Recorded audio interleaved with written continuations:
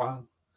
And a very good evening, everybody, and a warm welcome to our Lyceum evening, coming to you from the Paul Christian Spiritualist Church down on the south coast of the UK. Great delight to manage to have a very busy man come online with us tonight. Lovely Mr. Mark Stone. Mark, good evening, sir. Good evening, Laurie. Evening, everyone. Nice to be here.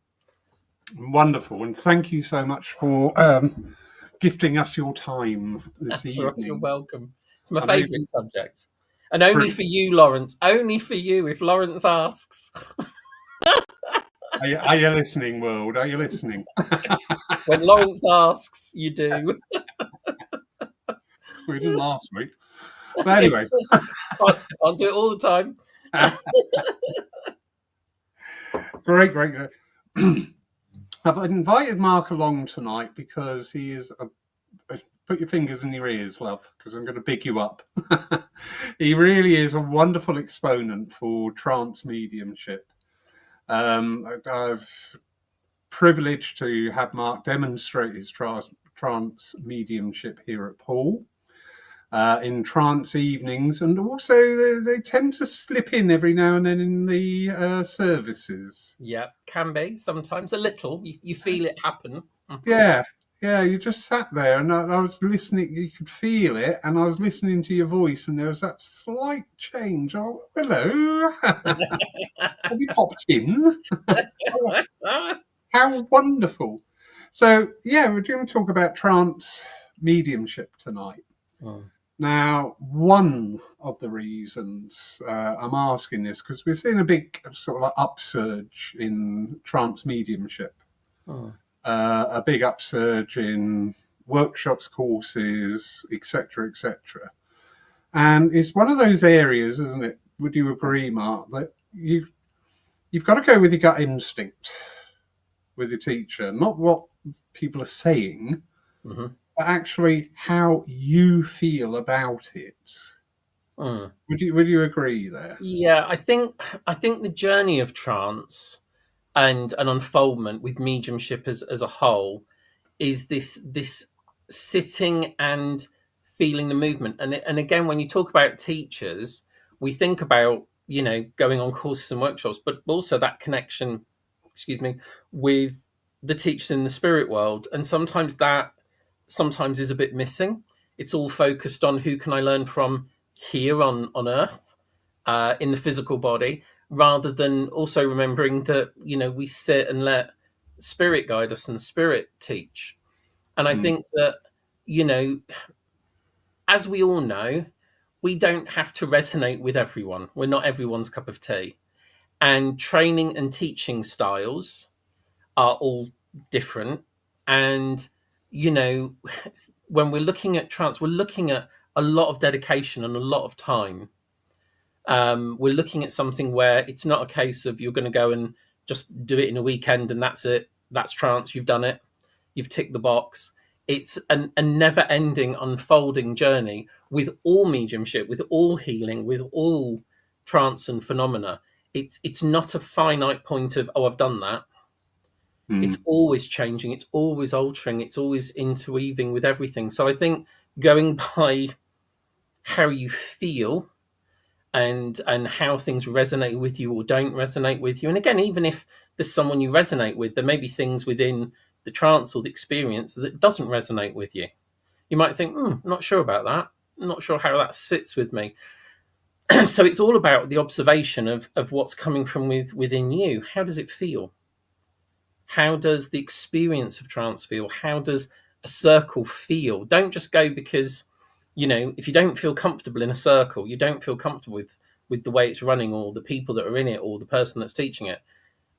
Don't think, oh God, well, I need to be in a circle, so I may as well sit in this circle because it's the only opportunity I've got. If it doesn't feel right, there's often an underlying reason for that. If you work with someone or see someone and it doesn't feel right, trust that for you. It doesn't mean that necessarily it's wrong, but it's not resonating for you. It's an observation rather than a criticism of that medium or their work or their teaching stuff. It doesn't resonate with you. It doesn't fit with you. and finding people that you trust to sit and work with is vital, especially for trance, I believe. No, absolutely. And you touched on part of my thinking here sometimes, that we tend to give away our power. This is not a criticism aimed at anybody, but I do pick up at times people are pursuing trance mediumship because it's all going to be given by the other world and I've got no part in it. And I'm sorry, that doesn't sit well with me. We are the medium. It has to operate within and through us. So exactly. We are a vital part. It doesn't mean, oh God, look at me. But also it doesn't mean we're the puppet of the other world. Which some people say, I can't help it because the spirit will make me. Unfortunately, that doesn't wash with me at all. You are consciously cooperating and working with the other world. You are having to learn to experience the phenomena, the way it works with you. Also, being willing to let someone else help you get out of sometimes the bad habits or the myths or the fears of what may be happening. Because there are things sometimes that happen in early stages of trance, which then people kind of think has to happen all the time. And therefore it becomes this crutch that it's got to happen this way for it to be trance. This has to happen in a certain way. It has to manifest in a certain way. And so sometimes we need to be open to the viewpoints of other people, especially if we ask other people. There's nothing worse. Don't ask a question you don't want an answer to. So if you ask someone and someone gives you their perception, and it's a perception, it's a view, it's an observation, you have to think about what you do with that, and not necessarily take offense, but you've asked the question, what do you think, what do you feel? So that person can only be as honest as what they feel or perceive. And they may not perceive what you're perceiving, and that doesn't mean what you're perceiving isn't genuine. But again, bear in mind the person, the nature and the experience, maybe. Yeah, very true. Picking up something you said there about at the beginning, where we can pick up things. And that is so true, isn't it? Because we can actually pick up a lot of barriers to our work at the very beginning. You know what? It wasn't until very, very recently, I don't know, I'm sure you came across this from the old school mediums, that if somebody walked across them while they were giving a message. Sometimes they go tonto. Yeah. Oh, hell, you've broken my link. That's it. Everything would go up in the air. Yeah. And it wasn't until very recently somebody was demonstrating, I think it was the lovely Tony Goswell, and somebody had to go, and that's fine. I'd rather they go and break the link than sit there in a puddle. But so they got up and totally unfazed. And it suddenly dawned on me, I thought, as a medium, you shouldn't be linking with the sitter. Yeah. You should be linking with the other world. So all this about you walking in front of you means that distraction and indoctrination. If you say something's going to, because it's like, as you know, when we've done trance demonstrations, and I've said, if people have to go, if people have to get up, they can get up, they can go if they need to. If people are coughing or talking or whatever, it doesn't matter. Because you have some people that go, if anything happens in a room when there's trance going on, there's there's such a explosion of you shouldn't have been doing that. I've worked, or the people in the spirit world, my team have worked with me. We've had people ejected from trance demonstrations for being drunk, and I've not even known it's gone on. Bugger, I thought I got away with that. It was you.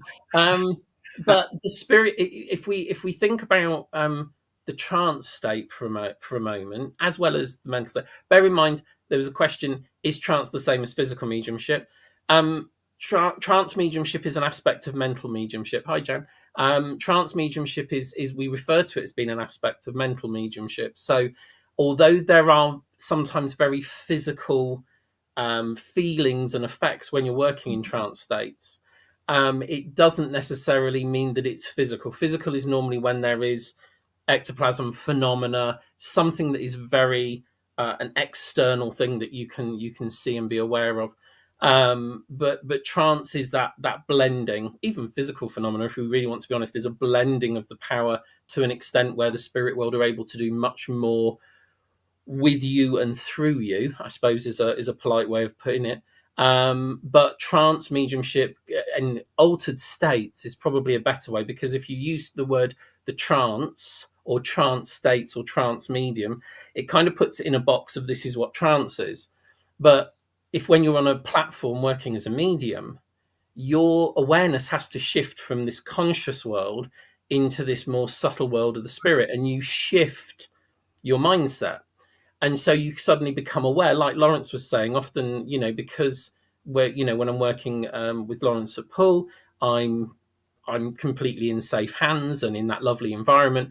And so sometimes, and it's even happened with Lawrence, we've said when we shared the platform last time, we did a double evening, a double divine service, both of us were doing philosophy and both of us were demonstrating. And with both of us, when we were doing the philosophy, both of us had that influence where our voices changed, the power in the words changed. And it was like, oh, that's really interesting. We're both, and we said before the service, didn't we? God, doesn't it feel intense this morning? Doesn't it feel odd this morning? And this power just came. And so it's all about those degrees of blending, from what we might refer to being in a kind of a light trance or a light altered state, to it getting stronger and stronger, and there is less of the medium and more of the spirit world working through the medium, but the medium is still there. Yeah, the medium is still present at some degree, even with physical phenomena.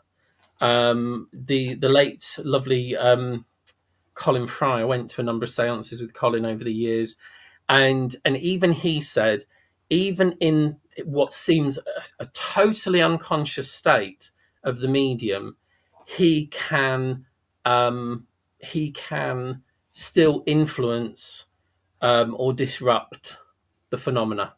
So the mind of the medium is still present, even in a seemingly unconscious state.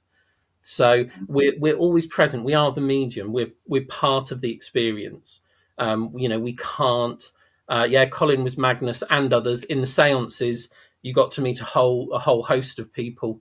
Magnus was lovely to speak to, but there were, in the seances, you'd have a whole group of people that would come through in the seance room and speak, and it was lovely. Lovely memories, lovely days. So physical and trance do kind of have a hand in hand in the seance room. If somebody is a physical medium, then trance has normally been the doorway to that. Not always, but mostly, because it's that deepening and working with. And the more we're surrendering and allowing the spirit world to lead and guide us, then, we're opening more to the potential, whatever that may be. very true. Whatever that may be. So, lovely Jan asking, can a trance state be a disadvantage to your health during the trance? No. Lawrence will back me up with this. Lawrence will remember, it might be, I don't think it's the first time you saw me necessarily in trance, but I had a real problem going back a number of years ago, just after Glyn passed away. I had a real problem with coughing in my chest, which was continuous. I couldn't get through a sentence without coughing or choking, or ending up having to excuse myself from a room because the coughing and the reflux and everything else was so violent. And I'd been booked to do a trance demo, and I was thinking, oh, how's this? How?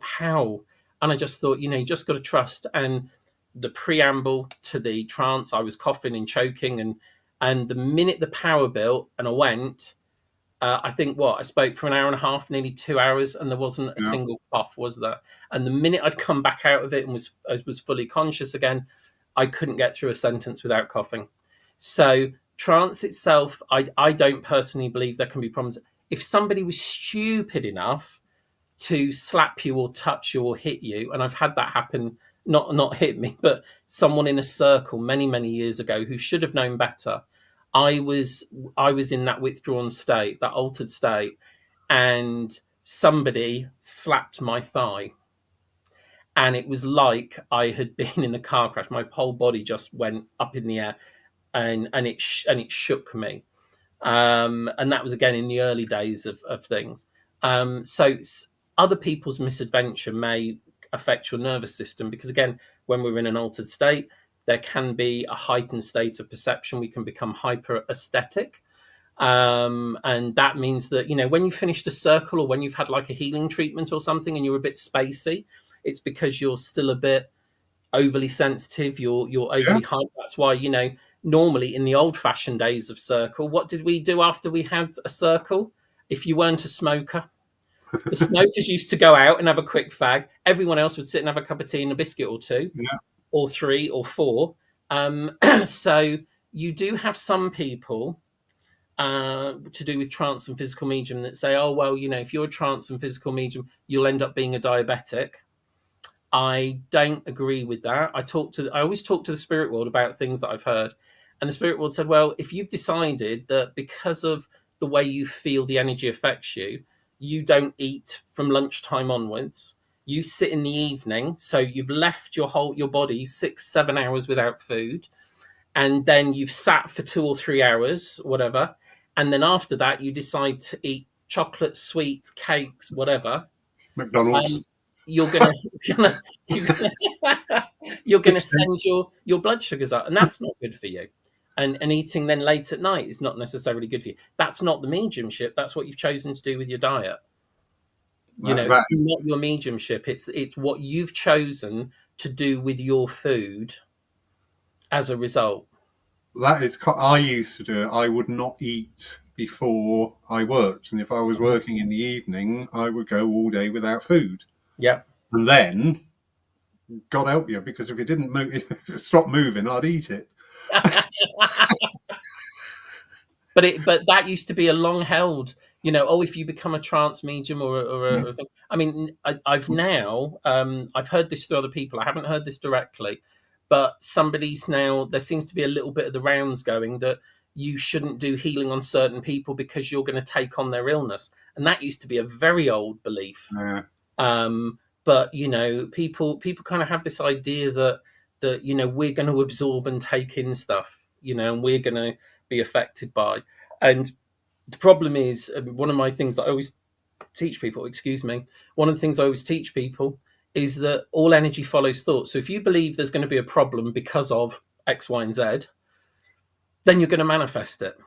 Yeah. So, if there's going to be a fear, if you're frightened of something, the fear is then going to create its own problems. So one of the biggest, not fears or issues maybe we all have when it comes to trance and life in general is letting go of control and surrendering. And in life, a lot of people, including myself, are control monkeys. We want to be in control. We want to make sure that it's gonna work, it's going to affect. And the problem that can happen is then when we need to surrender to the trance state, we won't let go because we want to make sure what's happening. We want to be in control of what's happening. We want to be in the zone with what's happening. And so it can be a real difficulty for some people that they want to do trance, but they don't want to let go. So you can't be personally, unless you're going to work, and this is on the personal development side, unless you're going to work on being able to surrender and let go of control, trance is going to just be a frustration for you. Because you're not going to surrender, you're not going to let go, you're not going to let it happen because you're going to stay right on the edge of something happening and then keep pulling back. Yeah. Yeah. What are you doing? Yeah. What are you doing? Why is that happening? What are you going to say? That's the other thing I used to be. What are you going to say? I'm not letting you talk until I know what you're going to say. I don't want to look a fool.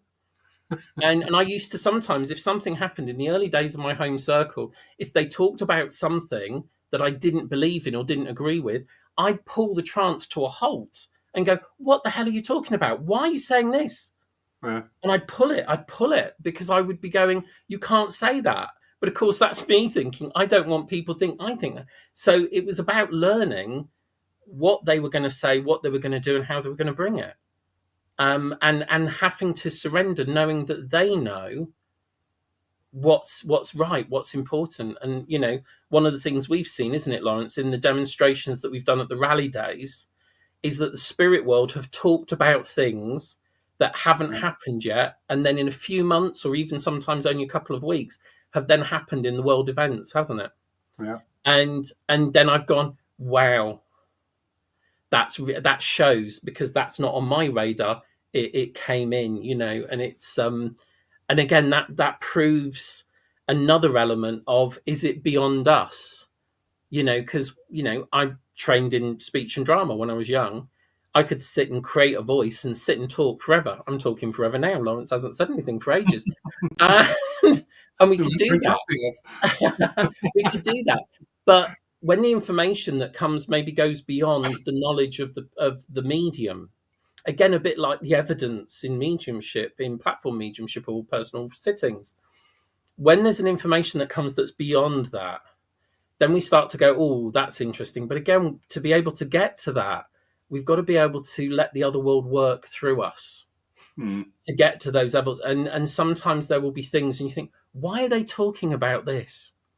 I can remember being at a demonstration a number of years ago, and always in the demonstrations of trance, I say to people, what I want you to do is just send out your thoughts of a question to the other world, and then hopefully you might get the chance to ask it in person. But what's more interesting is when they talk about that subject before you physically ask.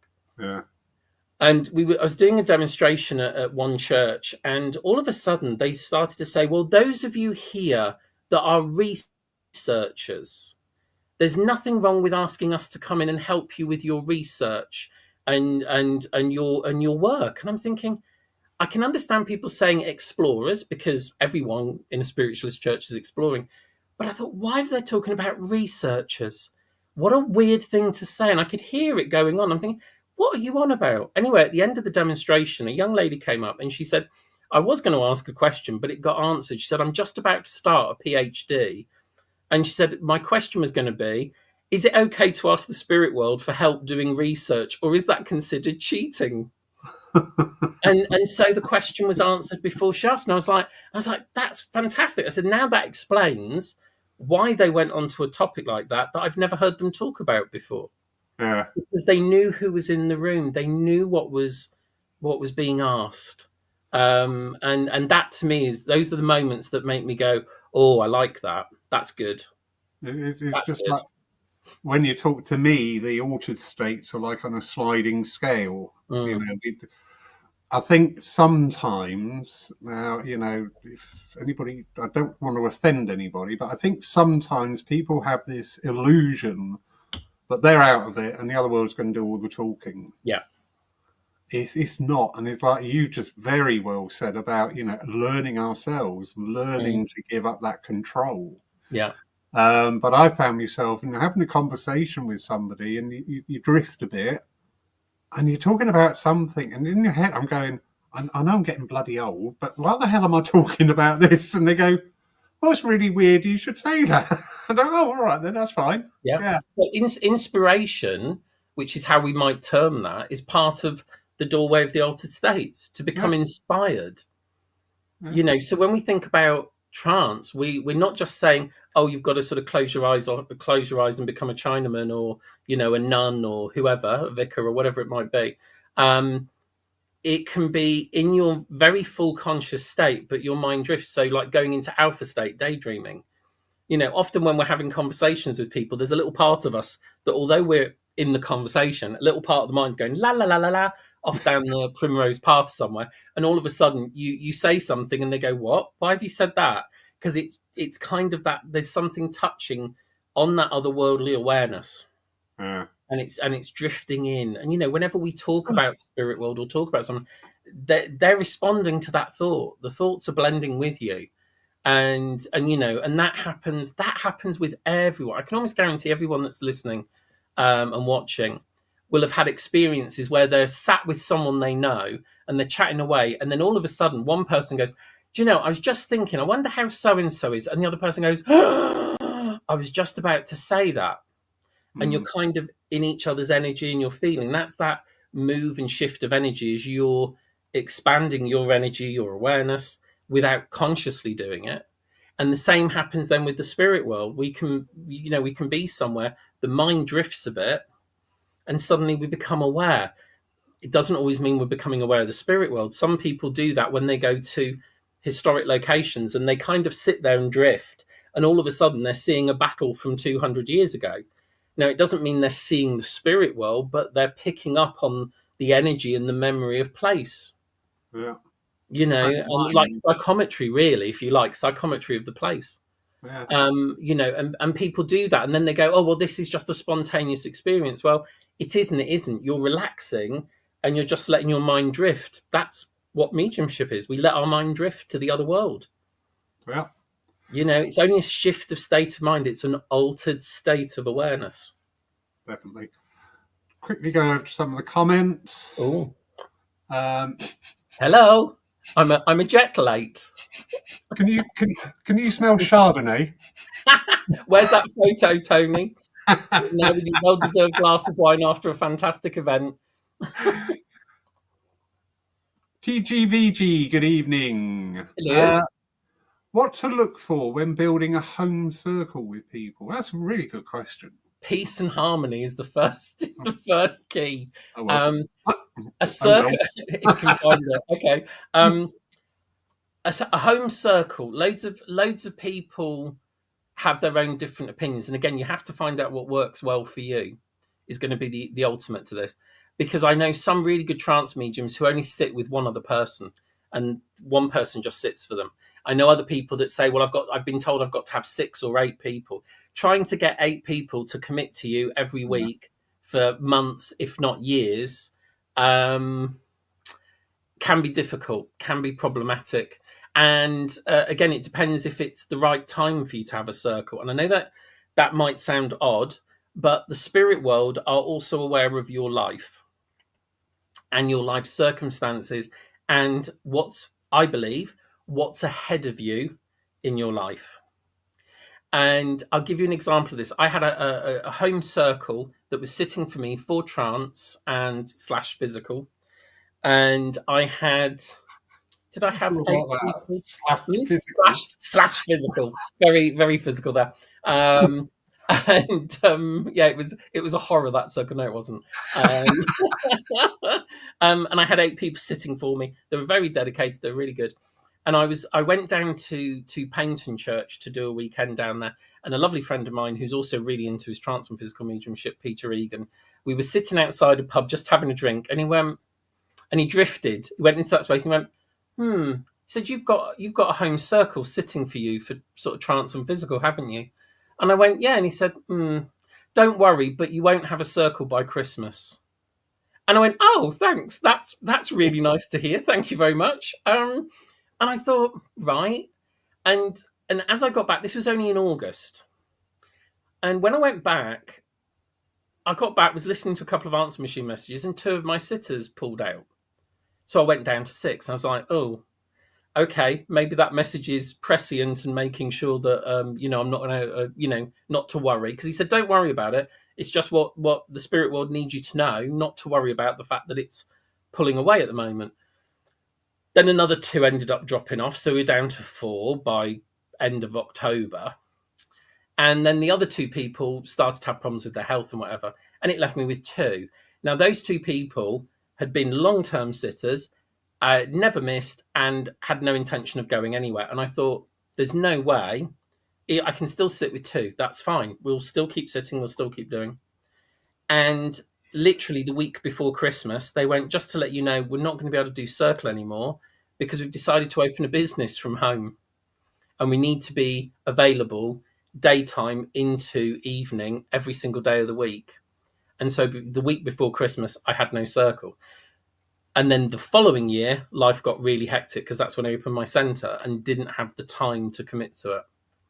So the spirit world knew what was coming, and everything was engineered so that it didn't need to be running, and it was out of my hands, because I would have kept trying to keep sitting and running the business and doing the church services and doing the second job and I would have killed myself, basically. So it was dealt with. So the right time in the right place find a group of sitters who are genuinely interested in long-term commitment, not just a bit of phenomena, not just a bit of a giggle.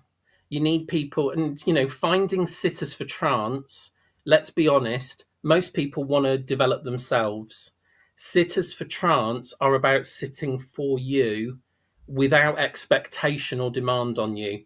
And finding those people may or may not be that easy.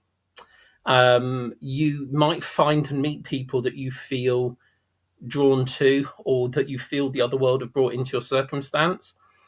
And the thing to do, and we always used to have this at my home circle, was everybody came in on a 4-week trial. And they could come and sit for 4 weeks.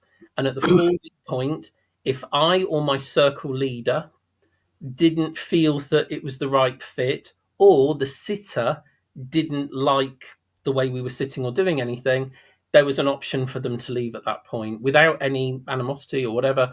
It was to see if it was the right fit for them. And a circle leader, if there's only 2 of you sitting, the other person is your circle leader. They are the ones who will have that sense of, this is when we're sitting, this is when we're going to finish sitting. If they feel something's not right, or something's not good for you, or there's something up, then they will be the ones that sort of say, no, I think we need to close the circle now, we need to finish, or start calling you back or whatever. If you've got a whole group of people, that circle leader needs to be able to deal with the rest of your circle. It shouldn't be you having to deal with them. They're almost like your PA, or the PA to the spirit world, is to kind of give you that idea of saying, before trance, I know I'm jumping around a bit, but different things keep coming in. Before I used to sit for trance and physical, I would often get tetchy. I would get irritable.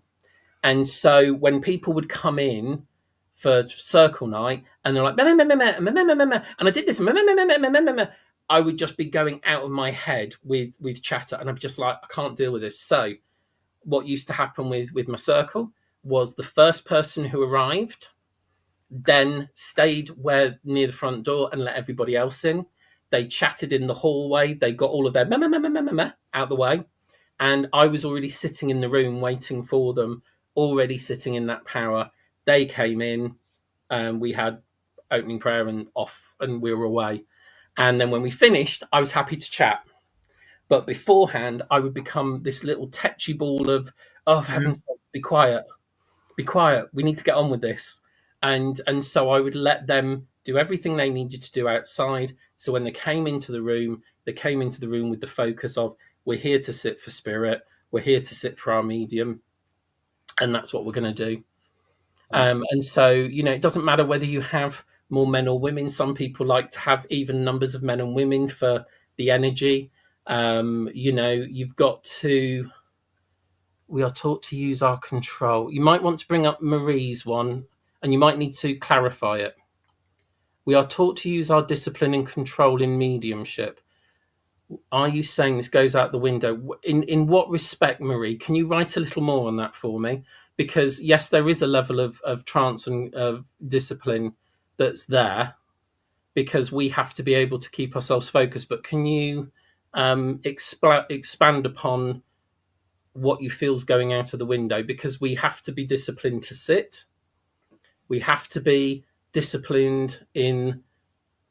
When I say discipline sounds like it's the opposite of the same as control, but it's not. We have to learn to sit and work and allow this influence to build, and let the other world lead us more. It's not about being undisciplined, though. But explain it more. There might be something that you can explain a bit more in that. So we'll let you write that, type away, and we'll come back into that. Okay. Oh, well, you're surrendering your conscious control. So you're not being undisciplined. What you're trying to do is stop you being the one that's trying to make everything happen. So when you're sat in the passenger seat and spirit is driving, but you're still there. And we use the term for the spirit communicator often as the control. That used to be the old-fashioned term. I don't know whether many people still use it, but often what you're doing is you're allowing the other world to take a greater purchase on your mind.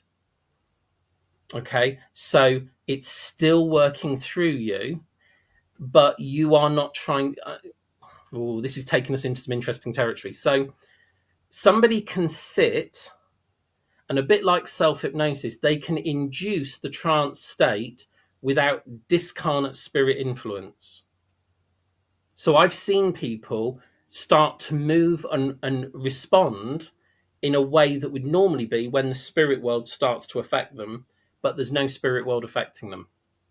You can, when you look into the auric field, you can see that there's no energy that's there from the spirit world, it's them.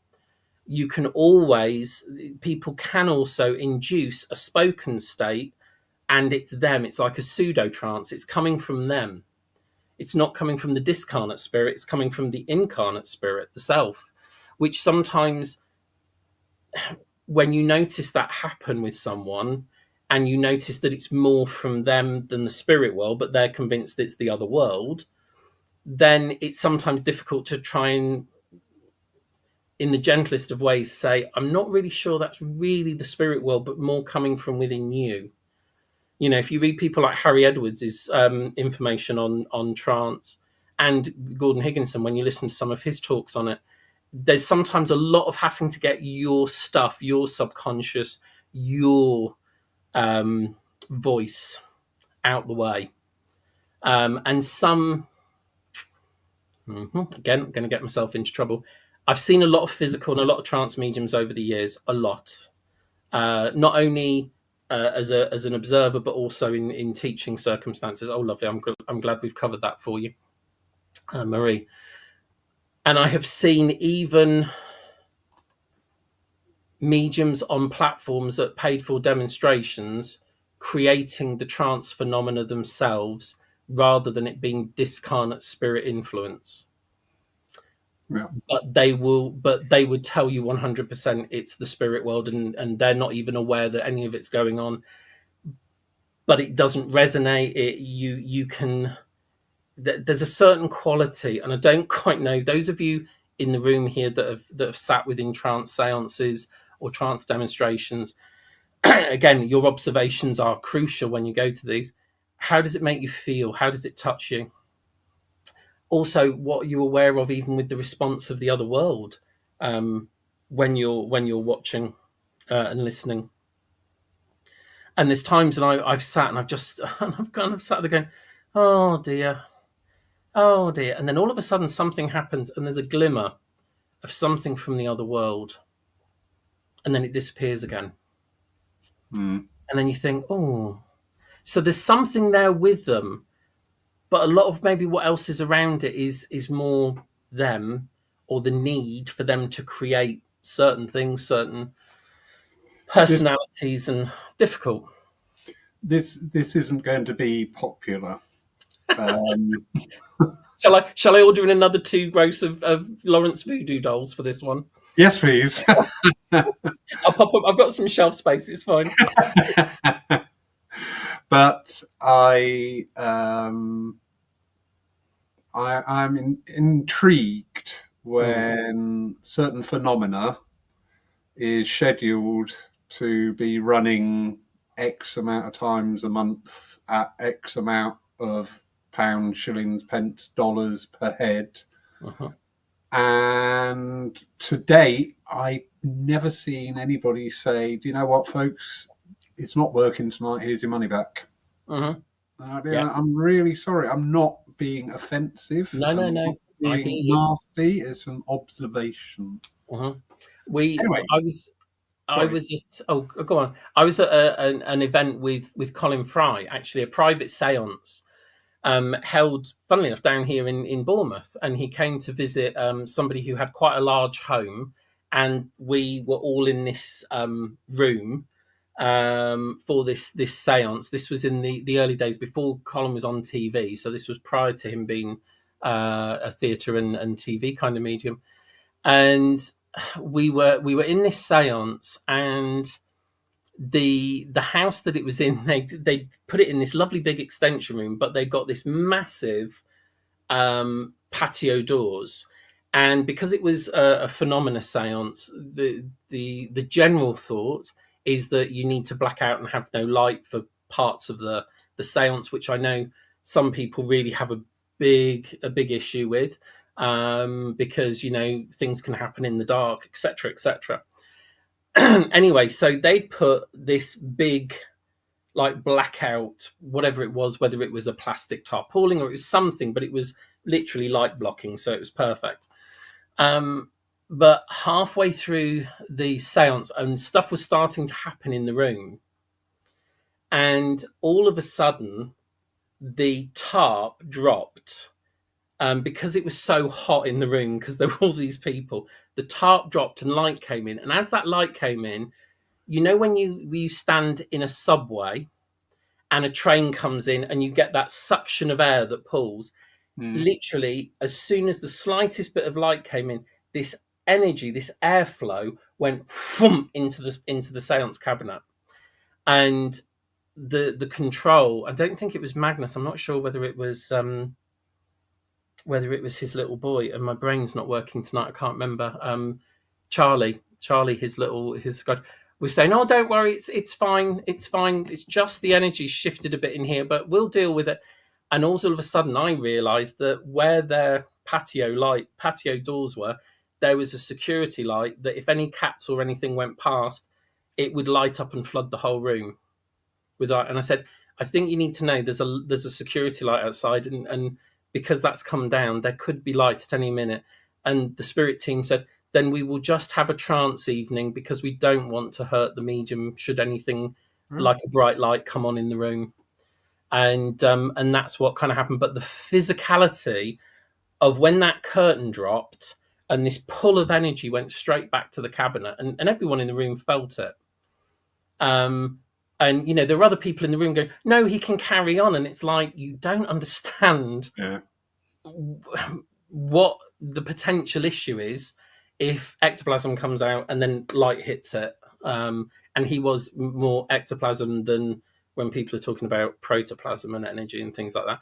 It was literally, it would stream out and move things and do things. And I sat in a number of seances with Colin, and there was phenomena I could not get my head around without half the room being in collusion with him. There was stuff that moved around us beyond several rows, back through, all sorts of stuff, So yeah, his stuff was phenomenal. I miss those days. Yeah. We have the lovely Reverend Ron Cox from Hiya, Ron. Hello, Ron. Does prescribe medication. Depends on what it is and how it affects you, your mind, and your body. Technically, nothing should be necessarily a barrier. However, so for instance, if we think about the way that the altered states affect blood pressure, central nervous system, same as if we were doing healing, it's going to affect the blood pressure, it's going to affect central nervous system. So of course, if you were having, say for instance, if you had to take blood pressure meds, for instance, I'm not saying this is a given, I'm giving this as an example, so don't jump on me, anyone, not unless you pay, and wrong jump. wrong people, but blood pressure meds. So if when you go into the altered state, your blood pressure lowers because we become more subdued, which happens when we do meditation. If you do meditation, people will tell you, meditation teachers, to be aware of your blood pressure, because if you're taking blood pressure medication to lower it and then you do something that lowers it even more, it can have a bit of an effect. The same as insulin things because of eating, which we said a bit earlier.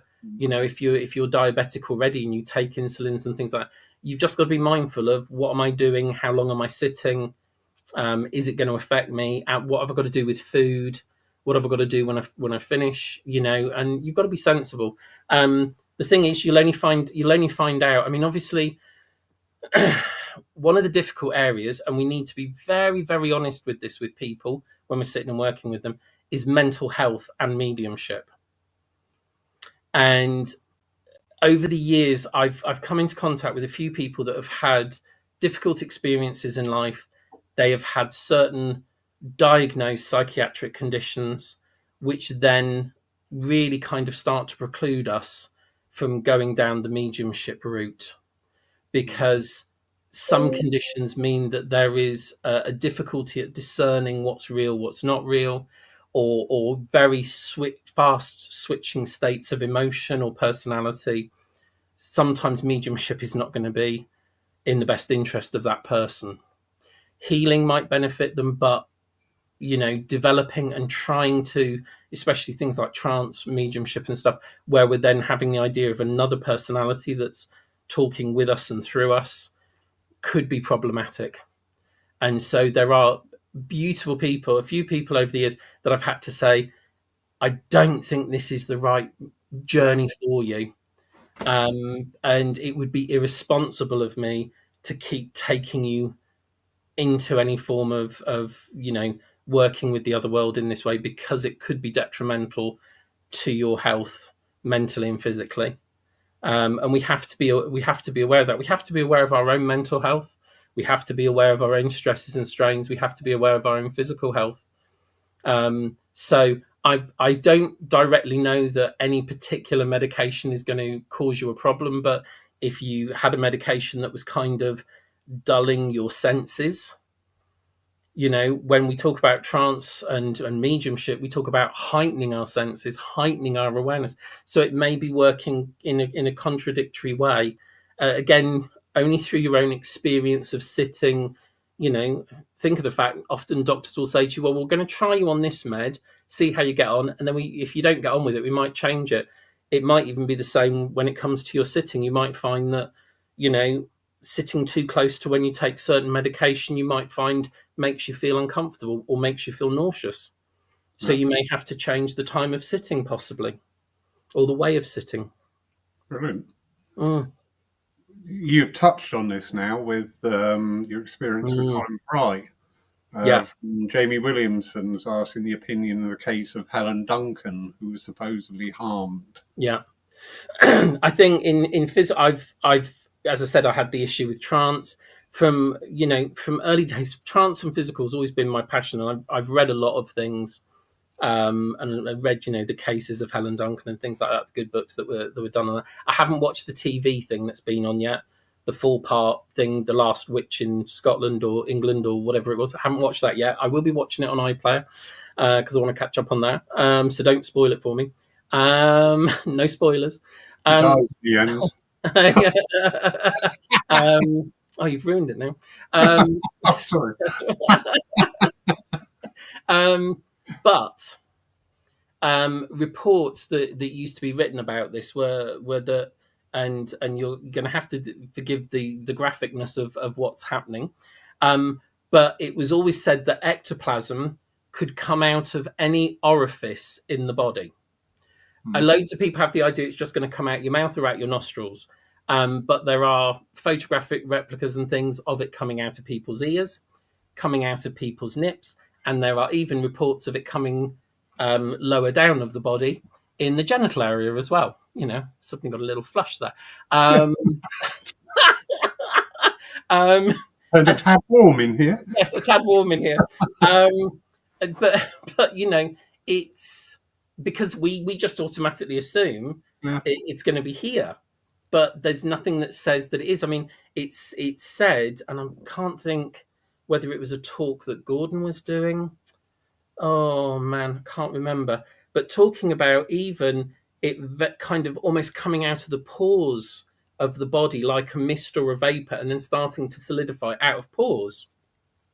So, again, there's maybe things that we've been get the idea of that we're going to sit there and be kind of, as a physical medium, although tonight's about trance, we're talking about Ellen Duncan now, that the idea that it's always just going to come out of the mouth and it's always going to come from there. The mouth and the nose is all interconnected, as is ears, as is anywhere else. So, and it is, from the body, don't get freaked out about it. Seances are lovely, Deborah. Seances are absolutely lovely.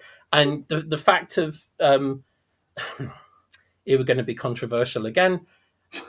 The amount of actual physical mediums sitting and doing and whatever, it's not for most people to be physical mediums, I don't really think, because you have to again go through a lot of sitting, a lot of practice and awareness and things like that. And if it's right for your makeup and right for your spirit team in that way to work with you in that as well. But a seance, I can tell you, sitting in those seances in pitch black, which for some of you will just think even sitting in a pitch black room would freak you out. But I can remember sitting in seances, and at the beginning of a rock concert, there's that of energy of all the crowd just waiting for this marvelous performance on stage to begin, was how I used to feel it in seances. And it was just so elating. It wasn't freaky. It wasn't frightening in any way, shape, or form. It was electrifying. It was exciting because you knew you were about to sit with the other world, with whatever happened, even if nothing happened phenomena-wise, but you just had that lovely closeness of what was going on, of how things were, and loads of people would always go, "Oh, that sounds really spooky and freaky." And so, honestly, when I sat in seances and I saw a disembodied hand in the glow of a luminous plaque, and this hand appeared out of a dot and then moved around, and you could see it in the round, and then it just shrank into the ball again and disappeared, and I was just like, and that was like 2 foot away from my face, and I was like, wow, that is cool. And it was just forgetting the fact that I'd just seen a totally disembodied hand materializing. It was just, that's amazing. This is one of the difficulties we face, and it's very hard to try and get this over to people. These sort of demonstrations, physical and trance, they are an experience. Yeah. When you hear it relayed secondhand, it's lost the magic of it. Yeah. When we have a trance speaker here, you can guarantee 80%, minimum 80% of the congregation are sat there with their eyes closed and just immersing in that atmosphere. In the energy, yeah. And there is, this is the thing. This is like when you were talking about the home circle. Sitting in home circles was, for me, I couldn't wait. Once home circle, I couldn't wait for another 5 or 6 days to pass till we were sitting again. It was so exciting because it's like, this is really good. And that kind of desire just to be so excited to sit and work with your spirit friends and sit with your spirit friends as well as your circle as well. And that enjoyment and that enjoyment has to be there because, it's long term. The difficulty that the reason we had so many sort of old fashioned and I don't mean old fashioned, but in the olden days, the fashion of circles that we had was because we didn't have smartphones attached to the end of our hands 24/7. We didn't have some houses didn't have televisions. They had a wireless if they were lucky. Some households, weren't it? They didn't have that. So there was a need for that, and there was also, because of the 2 world wars, there was a real desire to know that lost loved ones were all right. So there was a real resurgence and a real, not a resurgence, but kind of an upsurge in mediumship and home circles. And the home circle, certainly for the trance side of things, is one of the key essentials, to see and to understand and let these things develop. But again, it's having that, when people used to say, should I be sitting as a trance medium? The point is, you should be sitting for spirit. If you want to be a healer, sit for spirit. If you want to be a platform medium, sit for spirit and sit to be with spirit. The difficulty is people these days want fast track. So they'll kind of start sitting with mediumship and then they'll want to go and have a spiritual assessment to be told what they should do. And instead of still exploring the gamut of mediumship, if you look at a lot of the old-fashioned mediums, they explored all areas of mediumship, healing, awareness, psychism, and found what came to the surface, what was, the niche. Whereas sometimes people now, they've said, I've been told I'm going to be a trance medium, and I'm going to sit for trance mediumship. And then everything else goes out the window. But it might be that their trance mediumship is intrinsically linked with healing. So if they followed the healing path, their trance mediumship may come out of that. That rings a bell from a certain day. But that's the thing. I'm of the belief you sit and you sit and you sit, and you explore and see where that exploration leads. And nothing is fixed. A lot of people know me for kind of being on platforms with you guys. But my great love is healing. But people don't always necessarily think of that when they think of me. They think of me on platform, or sometimes, so sometimes the trance, as you said. But my love is healing. That was the first thing I was shown as a child. Nan's not feeling well. Can you put your hands on her and ask our spirit to take it? And that's what I started doing when I was like 2 or 3 years old.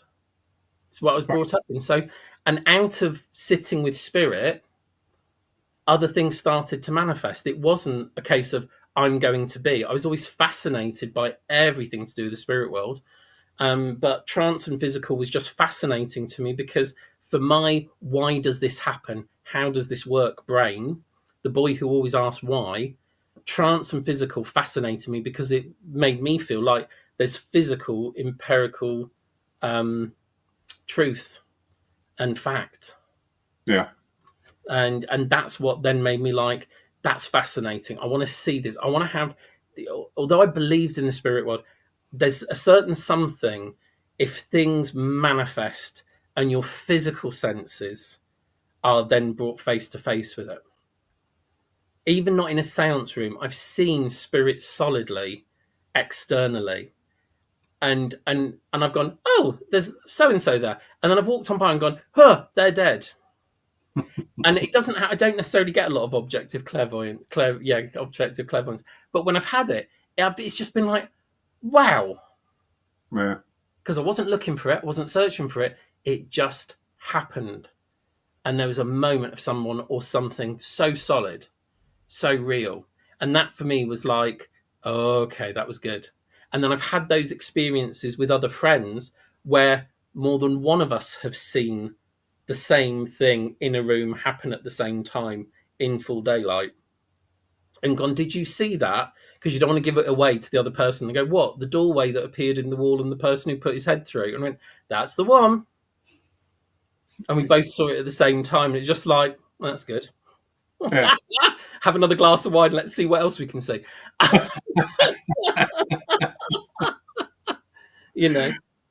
Lovely.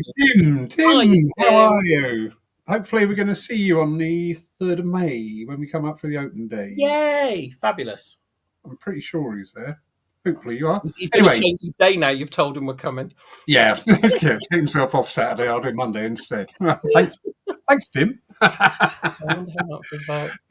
So Tim's asking, wonder how Mark feels about the following. In the old days, teachers used to promote when a medium sits for trance. There should be a marked difference with intelligence of the guide. For me, in modern days, that's very undermining of the media. What I look for is a difference, not necessarily an elevated intelligence. Yeah. How do you feel about that? Well, we know that the spirit world, I mean, when we sort of look at the idea of why do mediums, when they sit often for trance, have certain types of personalities, certain behaviors, mannerisms, accents, why does it always happen to be like that? And I've asked the spirit world, and they've said, well, we do that more for you than we need it for us, because it makes you feel that there is a differentiation between you and the other world, so that you can feel like it's not you.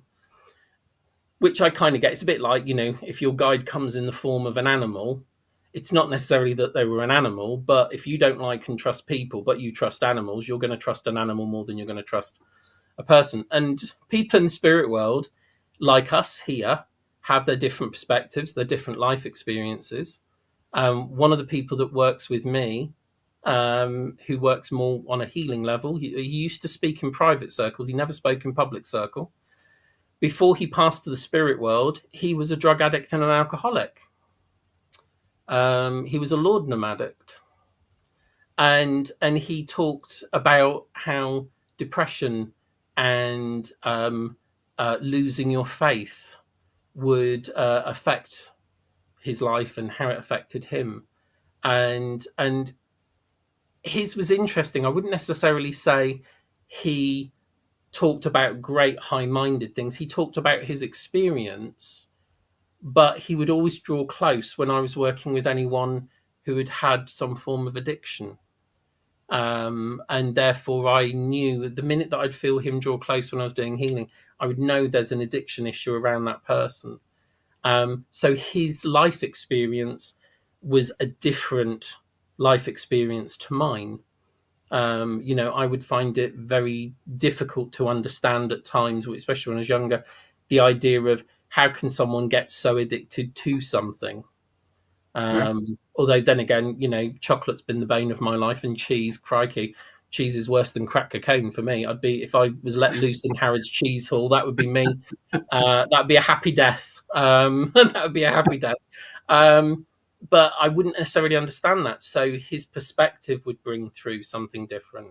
And bear in mind that when we're talking about this trance controls and these guides and helpers, they often will say, I'm talking on behalf of others, not just me. So again, it may not be just their knowledge, their level of experience. Unfortunately, I think in the media, they've got some funny ideas about trance. There's been some funny takes done on mediumship. People have never seen Shirley Ghostman, at the time that came out, there was a furore across spiritualist churches about this guy who was taking the serious Mickey out of spiritualism. But what was interesting was it was incredibly well observed. And a lot of what went on in that comedy show, I had seen in churches, seances and circles and workshops. So it was well observed. And unfortunately, I think when it comes to the media in general,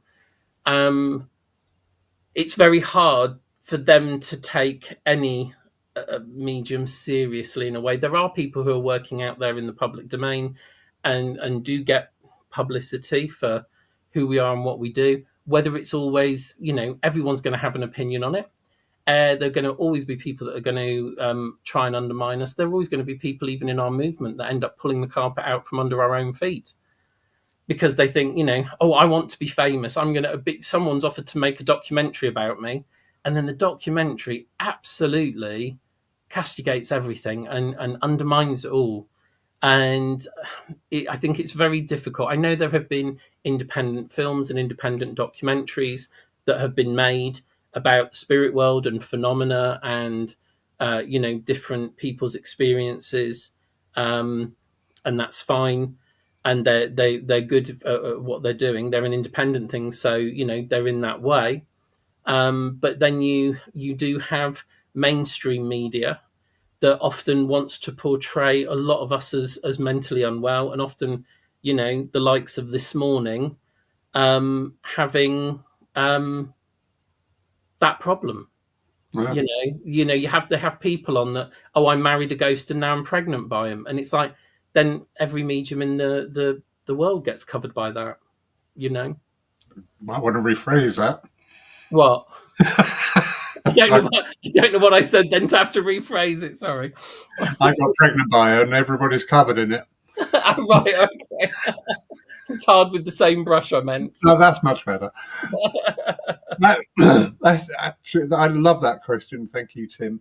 It does touch on something I observe with reincarnation. That's the only time we're going to mention it.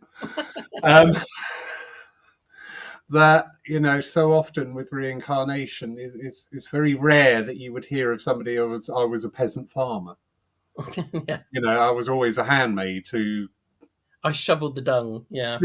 Yeah, I was always a handmaid to Aphrodite or something like that, or I was a captain of the guard. And it's sort of like, well, you know what, we're in touch with everything. And picking up on Tim's thing, because obviously also through the trance state, and we haven't talked on this, you can have evidential trance mediumship where loved ones speak through. And so therefore it becomes evidential, not necessarily philosophical. You know, a lot of what we see as trance mediumship, and a lot of our movement has been based on the teachings, has been philosophical and sort of teachings that come through.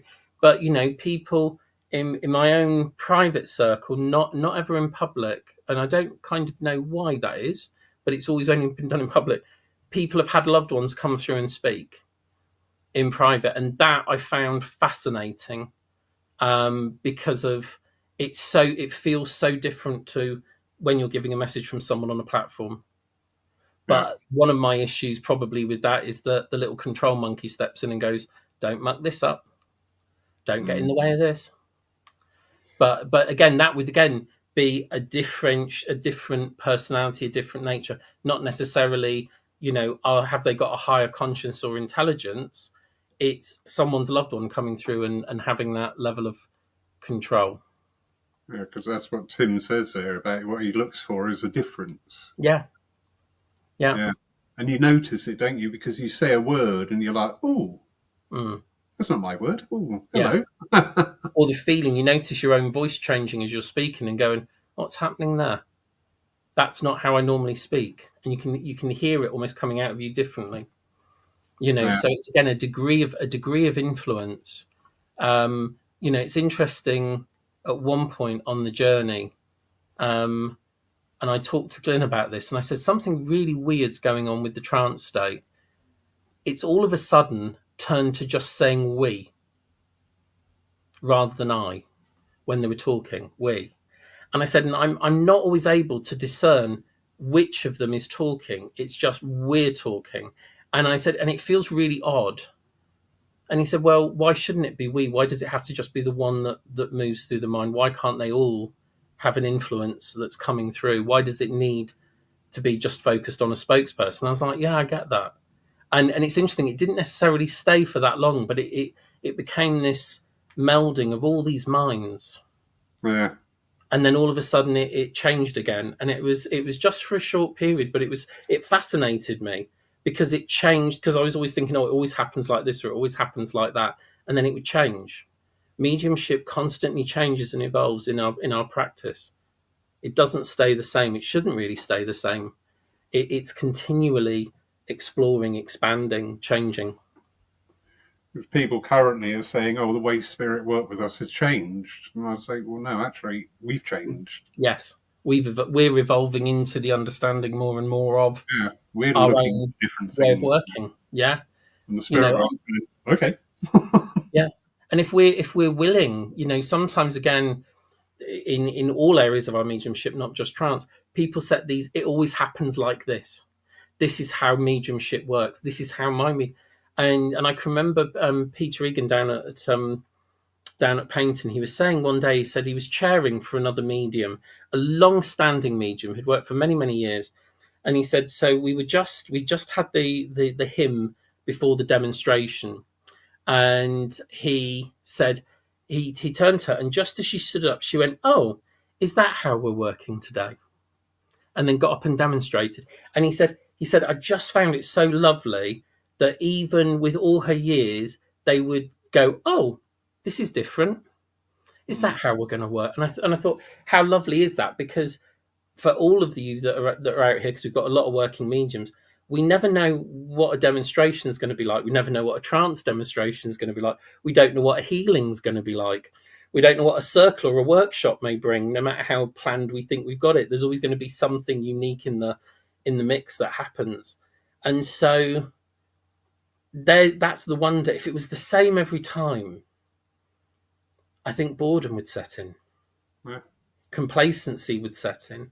But sometimes there are things that happen and you go, "Oh, that pushed me out my comfort zone," or "Oh, I wonder what was happening there." And then that makes us go and explore. We'd end up doing away with the principle about continuing progression of the human soul, because absolutely it wouldn't progress. It's simple as that. Yeah, you end up going backwards rather than forwards. Exactly. Reverend Ashley. What a reverend. Oh, yeah. Haven't seen you for all of several hours. Really good, actually. Thank you. This is brilliant. And she says, it has been allowed for so many years for spiritualists to be the subject of ridicule that would not be allowed for many other faiths or beliefs past. This is my opinion. Well, I would say look back at Dave, one of my favourite comedians, Dave Allen. The Catholic Church and the Orthodox Church got it in the ribs mercilessly. And actually, let's be fair, if you're a follower of comedy, whether you believe it's much comedy or not, actually all religions come under the fire. But I think with spiritualism, the seance, the lure of the seance, there was a wonderful episode of Steptoe and Son, where Patricia Routledge played an off-the-wall trance medium, bringing through the likes of Cleopatra and Mark Antony and Augustus and all sorts of people. But spiritualism has fascinated as well as feared, and therefore it's brought ridicule. If you've got BBC iPlayer at the moment, they've also got not the documentary. That's wrong. The dramatized version of the story of the Cottingley fairies that conned a load of scientists, two little girls. But it's a fascinating story. So if you watch it, I don't know what it's called, but I think if you just put onto BBC iPlayer Cottingley fairies, you'll probably find it. But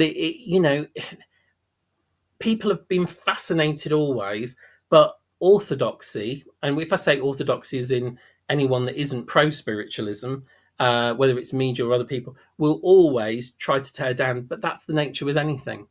Yeah. That's the nature with any religion, and it does happen with every other religion. No religion is off of someone else's radar or target. And it's one of those things. I can remember having to cross a picket line of Christians to get into Bath Road Church, going, you're in league with the devil and you're this and you're that. And it's just like, no, I know my belief and I'm happy with my belief. Thank you very much. Can I go through? But, and I've had that even in more recent years. We had somebody, unfortunately, someone left a workshop early and committee member didn't lock the front door after they went. And just as we were coming out of a meditation, a woman came in screaming her head off that we were all going to burn in hell. And that was a really lovely awakening from the meditation. But she had been fired up by another person in her church who came with her and just watched this poor woman going absolutely mental, and just so upset and so aggressive with everyone. I mean, screaming and shouting at the top of her lungs, and it was terrible. And this guy was just standing back and letting her. He said, "You need to take your friend out of here. This is an act of religious crime. It's a religion. You need to take her out, and you need to calm her down. She's distressed." But she was screaming, shouting, and then a week later, she went to another spiritualist church in the area and did the same thing. And now the thing is, other beliefs believe that they need to go out and save souls, and we are in league with the devil, and therefore they're going to come and tell us, or any other religion, that they're wrong. So you kind of have to think the motivation deep down is right, maybe for them, but the execution is not. Yeah. We do not go into another person's church and go, "You're wrong, we're right."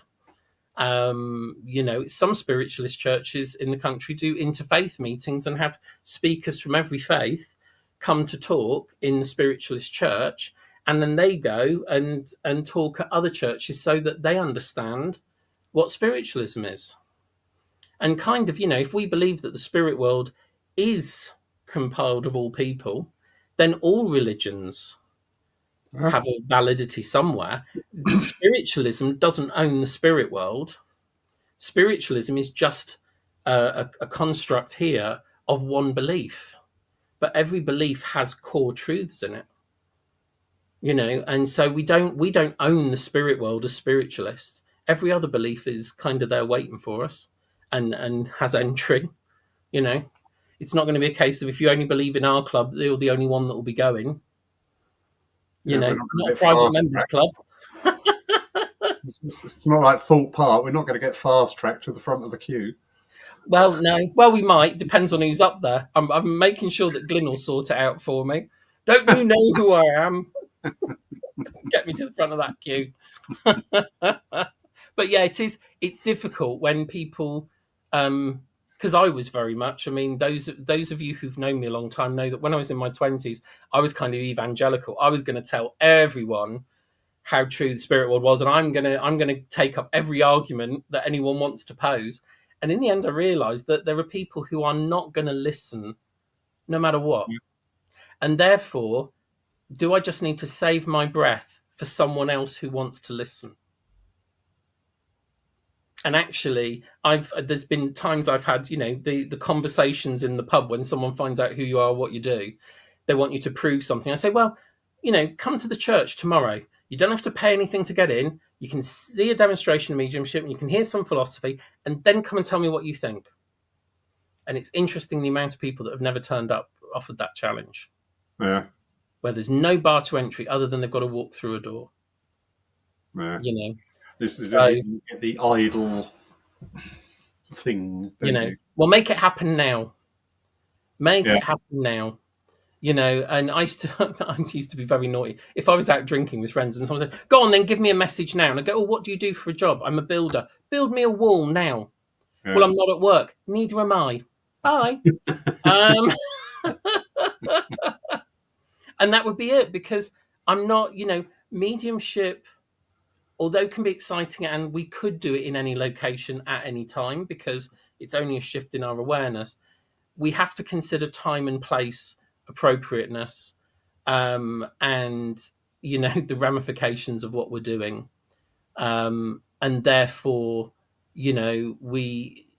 some people might goad us, and sometimes out of naivety we might think, right, I'm going to prove my point now, but actually it's not always the right environment and the right way to do something in. But sometimes there are moments where there's something that just happens and you feel that influence. I was out with friends in a club and we'd been drinking, and I was in this club and I just looked across the bar and there was a guy sat at the bar and it just looked black around him, is the only way I can describe it. And I was like, all right, ignore. And then the next minute, somebody started to talk to me from the spirit world saying, I'm his granddad. I want you to talk to him. I want you to. And mate, I'm in a pub. I've been drinking. No way am I. And this granddad would not let up. And I was like, right, the only way this works, because I'm not at work, if he talks about you, then I will talk about you. Yeah. But otherwise, this isn't happening because I don't know him. I don't know what's going on. So anyway, I said to my mates, I'm just going to go to the bar and grab a drink, and stood next to this guy. And I was like, hi, because you've got to wait for people to get to you at a bar. I said, hi, you all right? And he went, no, I'm not. And I said, oh, I'm sorry to hear that. And he said, I just don't know what to do with my life. I wish my granddad would hear because he would know. And I was like, okay. I said, right. I said, I need to tell you something. And the conversation started. And I sat with this young guy for probably over an hour and a half talking to him and bringing whatever. It wasn't a reading, but it was part listening, supporting, and bringing in stuff about Grandad. And my mates were like, what are you doing? And I just went, it's fine. It's okay. Just leave me, because they were used to that stuff would happen. People would always end up crying around me and then talking to me for ages. And that wasn't the mediumship. That wasn't the mediumship. No, that was just me. Anyway, we finished the conversation, and he said, I don't know what I would have done if I'd have left here without speaking to you. And he's still a friend now, 30 years later. And the other day he said, look what I found when I was clearing out a desk drawer. And it was, the bar ordering tickets used to have, that used to write the order pads on. And I'd written my phone number, and I said, if ever you feel you can't handle things in life, you phone me. And he said, I found that nearly 25 years on, and I'd still got it in the drawer from meeting you. And, and so that wasn't a demonstration of mediumship. It wasn't particularly disciplined. I don't recommend going around and doing that sort of stuff. But there was a moment where a medium was close by to someone who needed and had been calling out to the spirit world for help. And I thought, in this instance, this is what needs to happen. And the influence was there, the power was there, and the moment happened. He's never been to a demonstration of mediumship afterwards. He's never wanted to have readings or healing or anything like that. It was just in that moment he needed what he needed. And the spirit world knew how to create that influence to make it happen. I've got agreement with my team that if I'm not demming or sitting, but there is a need, that the other party will instigate that conversation. Yeah. And invariably it does. I'm going through a terrible time. I've been going seeing all these mediums because I do believe, and I'm sat there with the finger going up and down the back of my head going, oh, really? Oh, here we go. Right. Yeah. And, and I think the thing is that, we're not wanting to go around and just drop the spirit world bomb on people. Like, oh my God, I know one lady who phoned me many years ago, and she just said, oh, I just walk up to people in supermarkets and tell them their loved one's there and then walk away again. I said, wow, that's kind of irresponsible. And she said, what do you mean? I said, you don't know what state that person's in. I said, has anyone ever got really upset when you've told them? And she went, yeah. And I said, and what have you done? She said, well, I've just passed the message and walk away. And I said, so you've opened a can of worms and walked away. I said, if you're going to do that, you need to be able to sit there and support and help that person deal with what you've just dropped on them. I said, what if they were anti-spiritualism and anti-spiritualists and mediums, and you just drop that on them? I said, you have to be so careful of the implications and the ramifications of what is said. And it's the same with trance. There are, the law does not recognize the spirit world as a third party. And I've seen and heard people say some quite defamatory and problematic things in trance sittings or trance demonstrations, and I've thought, oh, that's worrying, and what's being said and what's being given off is worrying or detrimental or damaging. Luckily, in this country, we don't really have the sue-me culture, but in America, psychics are successfully sued for causing emotional distress. And in Europe as well, there's a couple of cases where financial advice has been given. So at some point it may turn up here, and here though in courts you kind of have the man in the street version of law that turns around and says, well, if you want to believe someone who says they're talking to dead relatives, that's your lookout. So we have a little bit more rooted kind of legal view of it at the moment, but you never know. Guerrilla mediumship in the frozen food aisle, I like that actually. But I've known that happen. I've known it happen in church demos. I had someone come up to me after a demonstration, and he said to me, oh, while you were working on platform, your auntie was with me, and she said, you must stop taking the pills, they're making you ill. And I went, well, first of all, I haven't got a dead aunt, I haven't got a dead great aunt, and my great aunt is like 80 something and she's still alive. So I've got no dead aunts in my family, and I'm not taking any pills. Oh, it must have been for someone else then. I'm like, that's bad. What if I had been taking pills? What if I had got a dead auntie and I ended up stopped taking important meds? There's an ethic and a discipline. I know we've gone off the topic of trance, haven't we, Mark? Just slightly, but that's the way things happen. That's all right. It's because my meds have kicked in, Lawrence. Speaking of me tablets. No. Oh dear. But anyway, so Mark, sir, thank you so much. I know you've had a really busy day. I know you've got a carload that needs unloading and everything. Oh, it's not going to be unloaded tonight, that's for sure. No, be tomorrow. Anyone wants some cheap rocks? Get around Brand School. All you need is a rose quartz. All you need is a Jemmy. Yeah. Yes, Susan, I agree. Ethics are vital, and a lot of people don't understand ethical behaviour. Full stop. Just because Spirit said it, I've got to do it. No. Yeah. Oh God, if that was a viable excuse, I'd be having a field day. Have they been taken to court because of fraudulent practice? I nearly called you Stuart, Tim, because there have been mediums who have defrauded people, and defrauded people by saying, "Spirit world have told me you've got to pay me money and pay me this." Is that what they've been taken to court for, rather than improper mediumship or unethical mediumship? That might be. I don't know.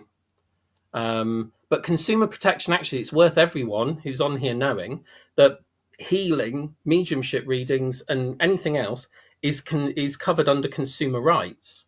So if you have not been provided with the service that you were expecting, you are entitled to a refund. And so Lawrence and many of my students get taught this. At the beginning of sittings, you have a 5 or 10 minute rule. And if at 5 or 10 minutes you or the sitter does not feel the sitting is working, the sitting ends, no money changes hands, no bad. And that way you won't get into problems with, oh, I've been charged for a terrible reading. The worst someone can say about you is, I had a reading, it didn't work, and the medium didn't charge me. Yeah. Rather than, I've had a terrible reading and I've paid 45, 50 quid, 80 quid, 100 quid, and it was terrible. You have a right to complain. Yeah. And if we as a medium didn't feel we had done a good job, we also have the right to turn around and say, do you know what, this sitting isn't working. I'm so sorry, maybe I'm not the right medium for you. No charge. And that will stop any of that kind of issue. But I think there have been mediums who have been fraudulent and defrauded of money. But it would be interesting to know. If you find that out, Tim, I'd really be interested to know those cases. If you can find them, Tand or whatever, that'd be grand. Always good to know. Always good to know. It is. It's not sit there going, oh, look, see what they're going on. It is good to know these things so Absolutely. that we can make the same mistakes. Quite often, mistakes are made through the willingness or neediness or wantingness to help people can actually take us into a realm where we just actually put ourselves right on the line. Yeah, but there are, unfortunately, like in any profession, there are unscrupulous people who will extort money. You see, all of you that are in Facebook groups will have seen, message me now, send me a friend request for a reading from your ancestors. It's you! I knew it was you! I am Spellcaster John. And then you're basically almost putting the fear of your life, your health, your sanity, and your family to pay up for a reading. But some people fall for that. And unfortunately, again, with mediums, I even have known in the past, many, many decades ago, this medium's no longer with us, but I had a sitter come to see me. And he said, what would you say if a medium told you that their loved one was telling them that you were to give them money so that they could open a business or whatever? And I said, I don't think that would happen. He said, well, that's happened in a circle. And then I found out that it had happened on more than one occasion with more than one person. And the medium was giving messages from loved ones to widows and widowers who he knew had money, and was asking them to fund him getting a new house. Yeah. So, sadly, this is done. Oh, I know one person. Oh, if you in private, not on here because we're not opening it up, but it would be interesting to know of that case, Tim. It would be interesting to know of that case. There's 24 people out there now going, I want to know. Well, you're not going. Everyone's going to start searching and Googling. It's important to know, because also if we're teaching other people, we need to make people aware of stuff that goes on. And also not just from the point of view of saying, please don't you ever do this. So from an ethical point of view, but also so that if you ever come into contact with someone who has been affected, harassed, defrauded, that you actually can say to them, you can take action against this. You can, and we're not wanting to cause upset for people, but I sadly have been involved in a church where the church was defrauded of £250,000. I wasn't involved at the time, mind you, but that was a terrible situation. It did go to court, and somebody was sentenced for it. But the very fact that you would never expect it to happen, because everybody thinks, oh, spiritual movement, everyone's lovely.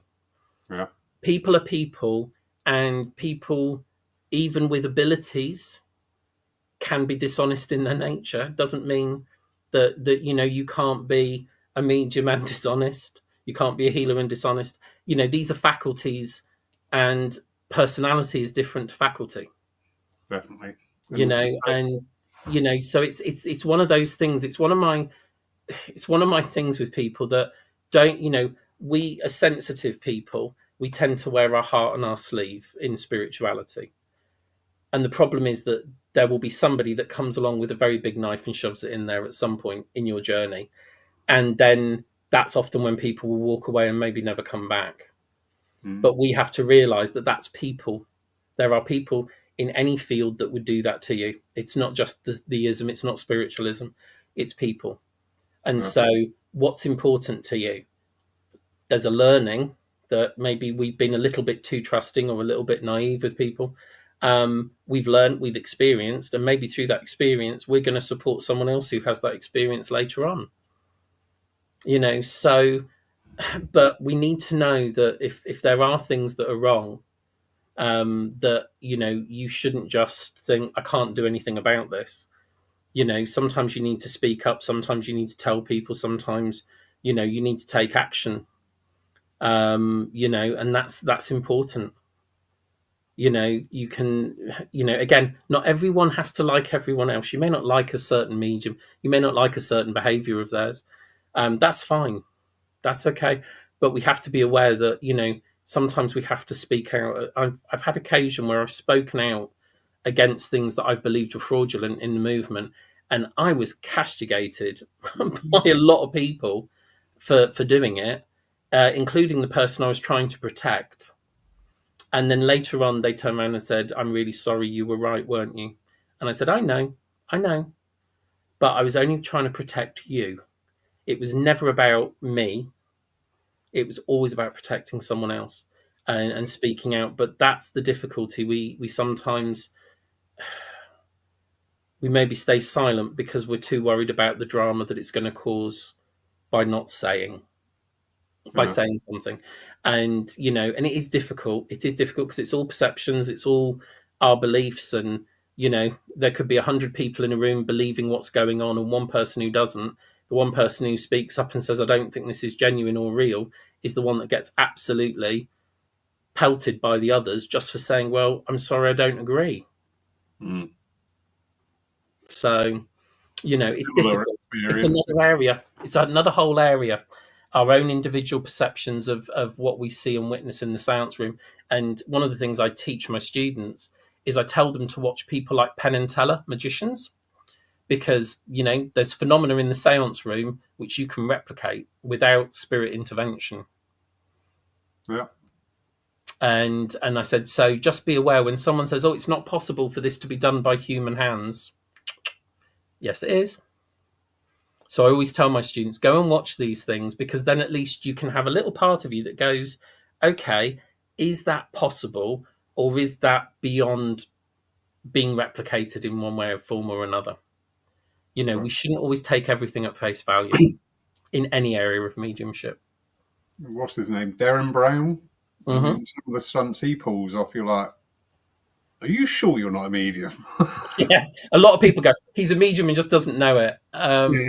But I've come into contact with a lot of professional psychic debunkers, and some of their stuff is really basic tricks that they pull and then say, well, that's how the mediums do it. And it's like, no, it isn't.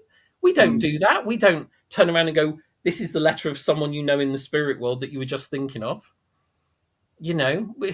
That's not what we do. We tell you the information. We don't go, think of someone. Is this who you were thinking of? We don't do any of that. We come with the information, bang, bang, bang, bang, bang.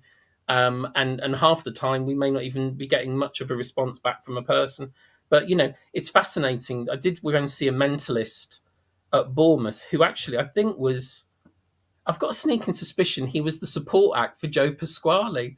I've got a sneaking suspicion. I don't know why, but he actually said, what I'm going to do now is all through purely mentalism. However, he said there is stuff I've seen and witnessed that I can't explain, and I do believe that there is much, much more out there. Whereas Darren Brown does not. It's all a con. Everything is a con. Spiritualism is based on the biggest con of all time, the Hydesville rappings, and he really slates Hydesville and mediums terribly, whilst taking a lot of money in the process of doing so. So I'm going to save you paying all those spiritualists. Come and pay me instead. Yeah. Not bitter, not jealous. But this mentalist was, I just sat there. I was fascinated by it all. And I just thought he was superb. But he acknowledged this is one way of working. This is another way of working, and so much. So, this is such a fabulous. I love all this. We could sit here for hours. We're in a lock-in now. Yeah. Tim there was picking up what I was talking about earlier. Yeah. It's all right relaying verbally what you've seen, what you heard, but it's that presence, that experience, that Absolutely. Is the nail. That is the clincher. Yeah. And you can when you sit in circles, and even online, when I used to have for a short while, I did have a trance group online back during COVID, and literally I would be sitting and I would feel energy building, and when we went back between the people that were sitting, they all felt the same phenomena at the same time in their individual homes, scattered all over the country. The temperature would drop at the same time, the heat would come in at the same time. Something would happen with one of us on one side of the body, and it would replicate in all the others. And it was fascinating, So, when it comes to the spirit world, there really are no limits. There really are no limits. There's no barriers. There's no boundaries of possibility if we are willing to surrender to that power. Back to the surrender. Yeah. Let it come. Let it come. Mark, thank you. Thank you. Thank you. We can keep going forever. Thank you, everybody that's joined us tonight. And those people who will be watching this or listening to this later on catch up, welcome, welcome, welcome. So we're back live tomorrow at 11 a.m. BST, and we have Stephen Mager, who has requested an eighth board. Oh. So we've got a presentation. I love Stephen's presentations. They're really good. So, catch up with that. Find out what Stephen's got up his sleeve for us tomorrow. Fantastic. In the meantime, thank you, everybody. We could go on for ages. And we've got, and bear in mind, for those of you who are local to us, and some of you that are not so local to us, we've got the rally where we've got trance included in that and talks. We've also got the Under the Same Sky event, including a 2-day trance workshop. Also on my website, which I think has been running along next to my name, there's a free teachings page. And the lovely Ashley Oliver, who was on here as well tonight, during lockdown, we did a series of 3 videos on looking at working with the trance state. And those are free videos for you to watch. And those are on the teachings page. So, if you're interested in a bit more to do with looking at the trance states that maybe we've just sort of interested you a bit in what we've talked tonight, maybe have a look at those as well. And if you can get along to us at Poole when we've got the trance demos and trance workshops on it would be lovely to see you, because it will be the rallies are fantastic. Susan's with us, and Jason's with us. Yeah, so lovely Susan and Jason Goldsworthy for the rally weekend. Going to be fab. So lots are going on. Mark, absolutely brilliant. Thank you. You're welcome. It's been lovely. Again, thank you everybody for joining us, and we shall catch up soon. So a very good night, everybody. Thanks all. Great questions. Thank you. Yeah, really good.